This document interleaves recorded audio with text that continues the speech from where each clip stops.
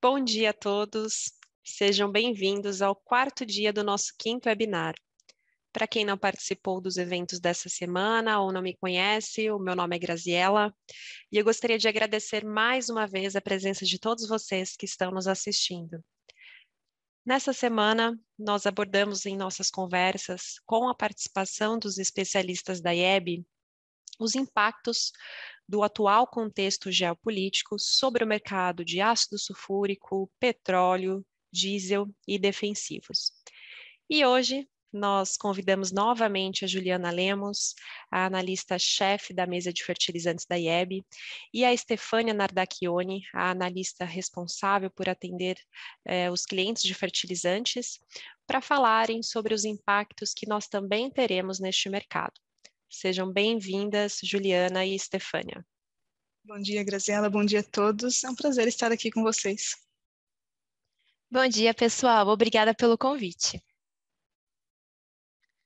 Lembrando a todos que, assim como nos outros eventos, vocês também podem interagir conosco, clicando no botão logo abaixo do vídeo, deixando suas perguntas e, ao final do evento, nós responderemos.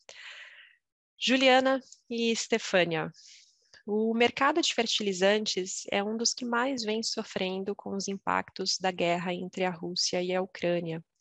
Isso porque a Rússia é uma grande produtora de fertilizantes e também exportadora aqui para o Brasil, principalmente dos fertilizantes nitrogenados.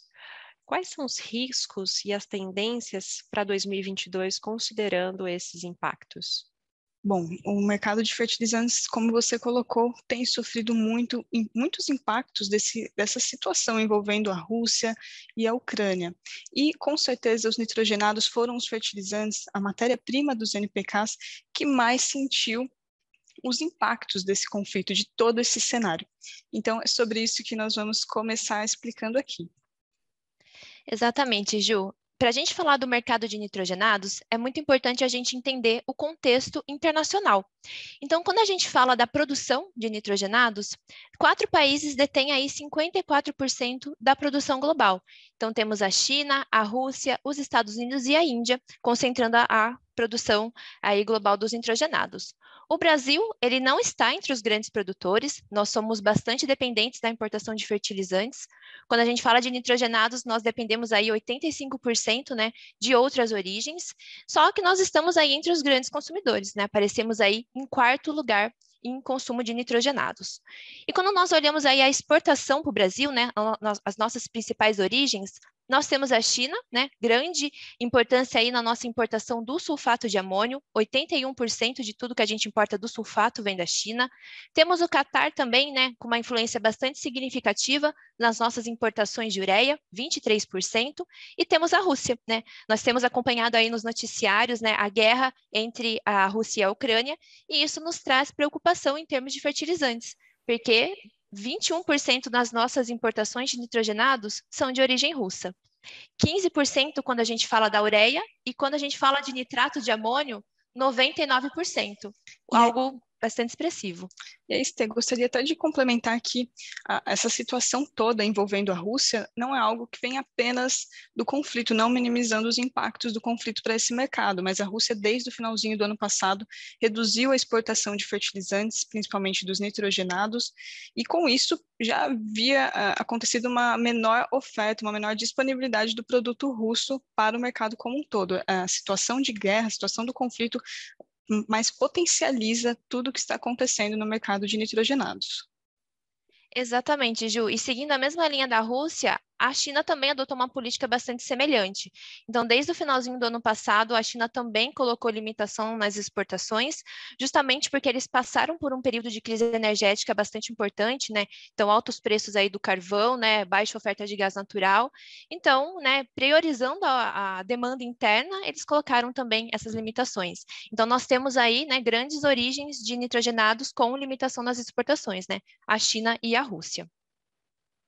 E, né, a consequência de todo esse cenário de guerra né, temos aí a questão dos problemas logísticos. Então, desde do início da pandemia, em 2020, o mundo vem sofrendo com as questões logísticas, então, falta de container, congestionamento nos portos, havia uma expectativa de melhora nesse cenário ao longo do ano de 2022, então, no finalzinho de 21, já havia uma melhora na questão do frete marítimo, mas a guerra chegou aí, né, e acabou revertendo todo esse cenário. Então, quando a gente olha aqui, né, a Rússia, temos conflitos, né, temos tensões na região do Mar Báltico e do Mar Negro, onde estão, né, localizados 2 grandes portos russos e local também de proximidade de grandes produtoras, né, russas que atendem o mundo e até mesmo o Brasil, né? Então, essa guerra trouxe aí a questão logística novamente para o radar de 2022.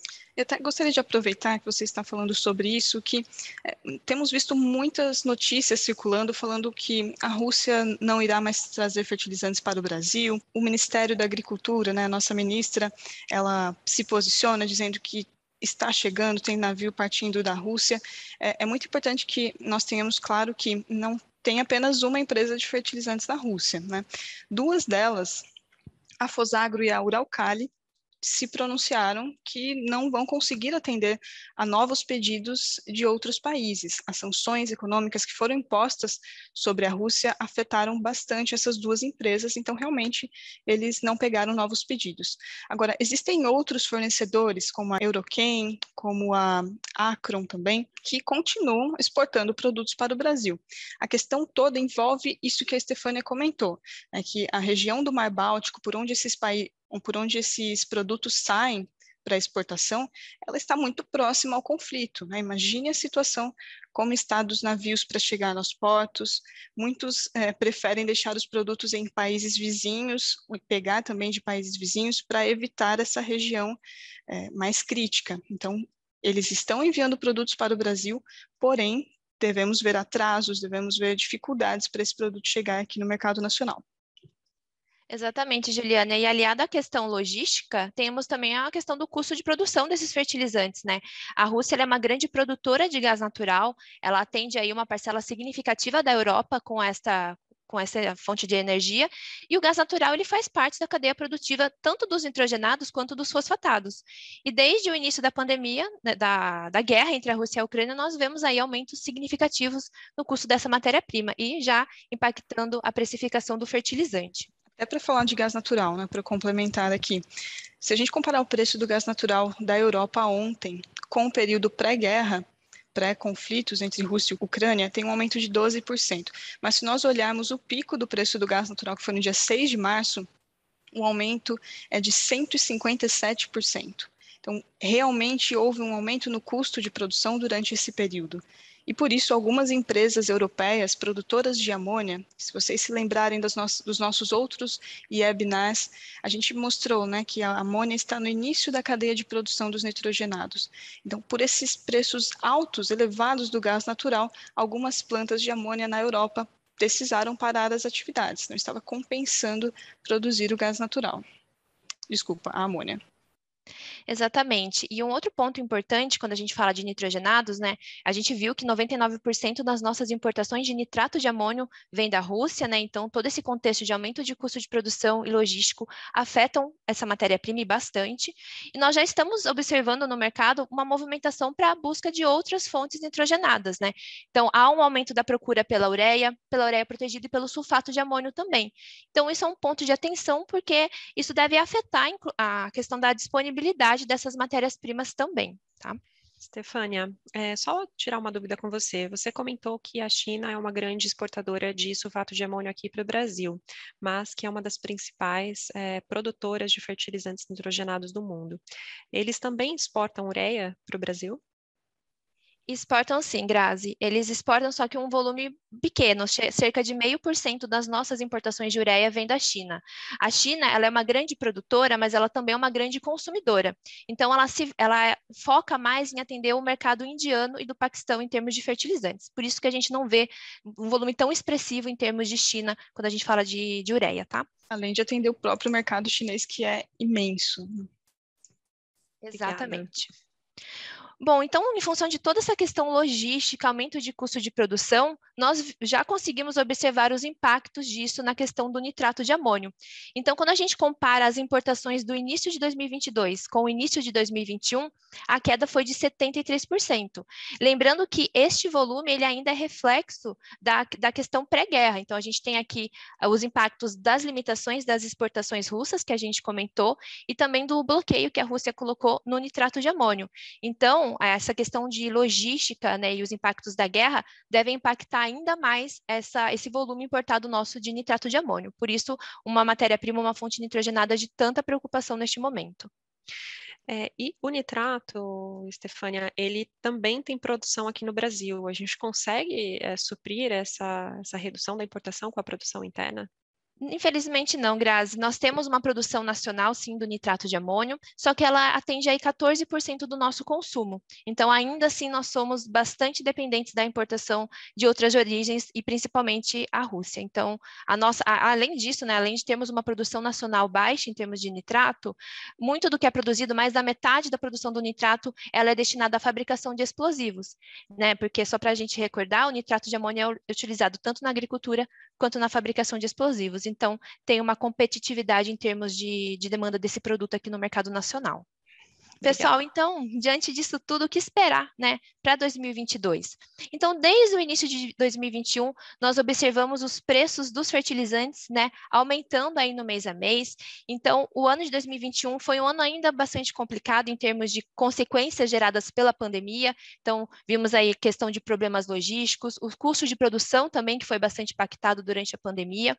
Havia uma expectativa de melhora em 2022, mas, né, o cenário da guerra trouxe aí, né, problemas com relação ao que esperar para 2022. Então, a logística deve afetar a questão da disponibilidade do fertilizante, né, de forma geral, e também os preços, né? Devemos observar aí ao longo de todo o ano preços em patamares elevados, justamente por essa questão, né, de custo de produção que vem impactando bastante.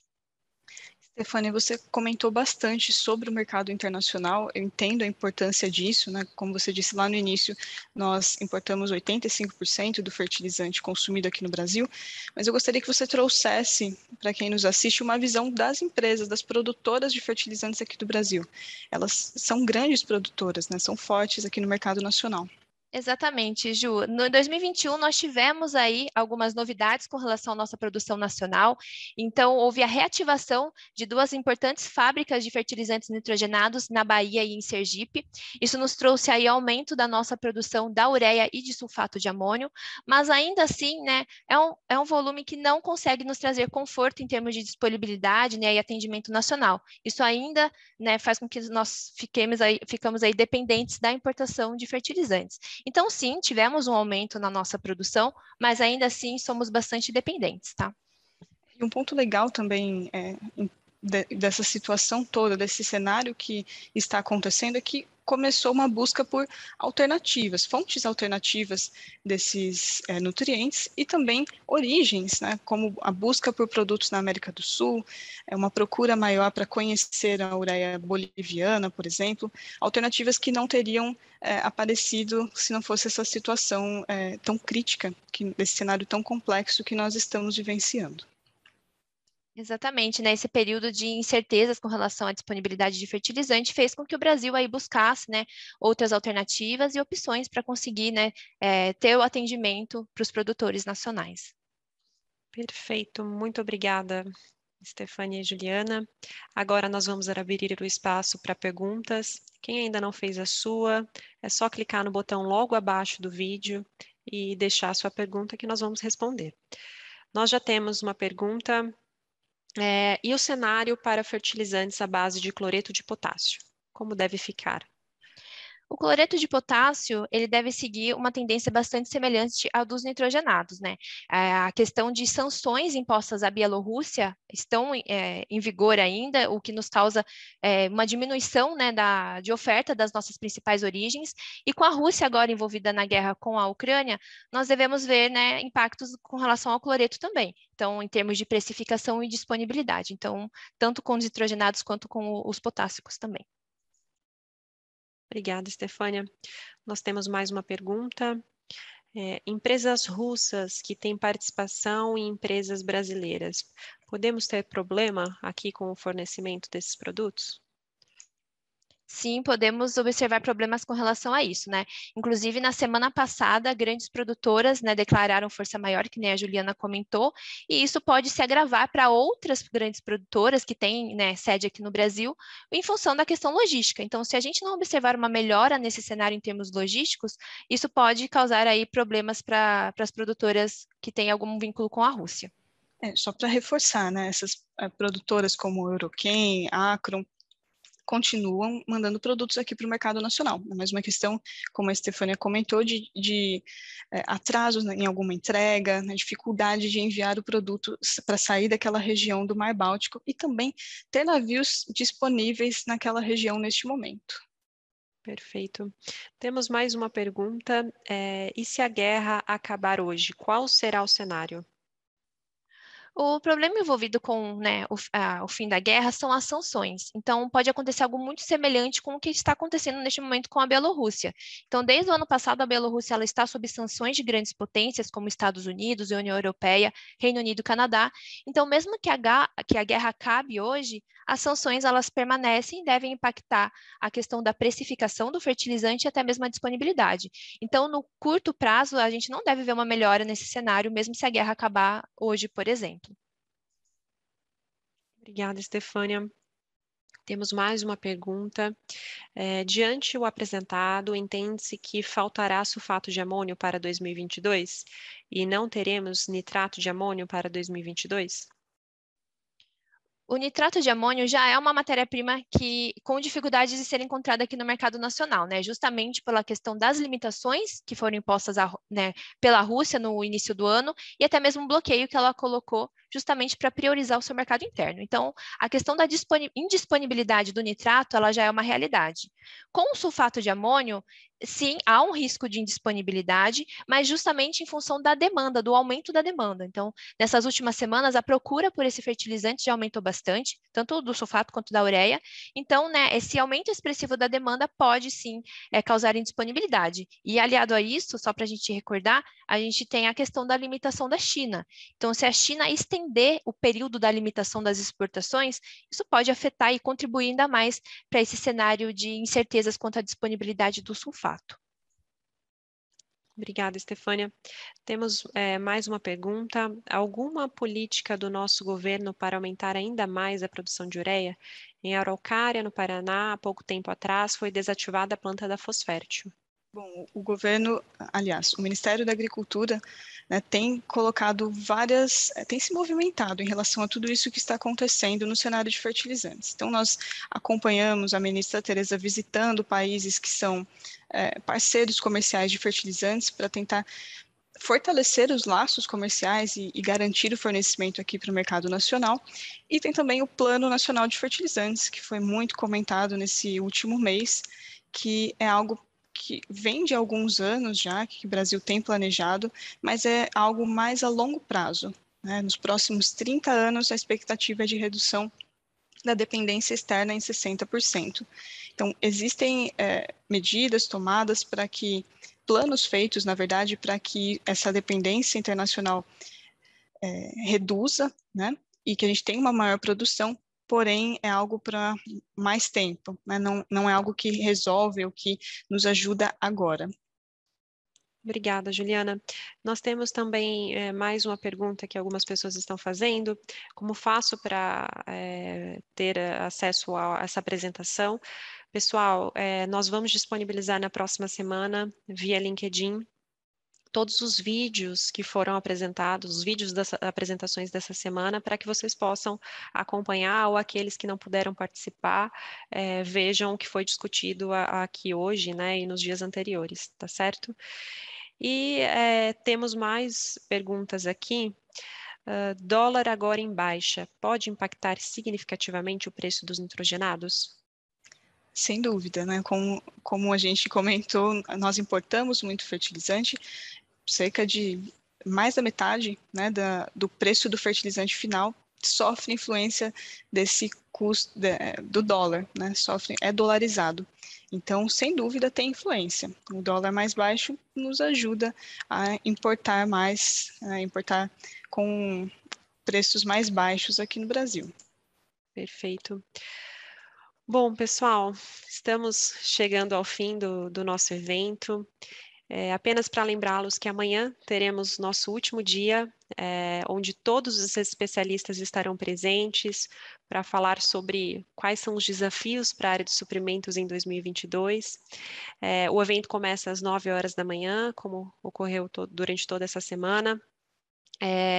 Caso vocês ainda não tenham se inscrito, é só entrar em eb.com.br/webinar. Será um evento rápido, né, de no máximo 30 minutos, objetivo para que vocês possam usar as informações e tomarem as decisões dentro das empresas. Juliana e Estefânia, muito obrigada pela participação de vocês e por nos trazerem informações tão importantes sobre o mercado de fertilizantes. Eu que agradeço o convite, Graziela, sempre bom estar aqui com vocês. Obrigada, pessoal, e até a próxima. Pessoal, também quero agradecer a presença de todos vocês. Eu espero que tenham gostado desse dia sobre fertilizantes. Se vocês tiverem alguma dúvida sobre o que foi dito aqui durante a apresentação, ou se vocês também quiserem conhecer a nossa ferramenta de inteligência de mercado para fertilizantes, a plataforma Global Fert, vocês podem entrar em contato conosco pelo comercial@ieb.com.br ou pelo telefone 19 35 24 92 18. Uma boa quinta-feira a todos e até amanhã.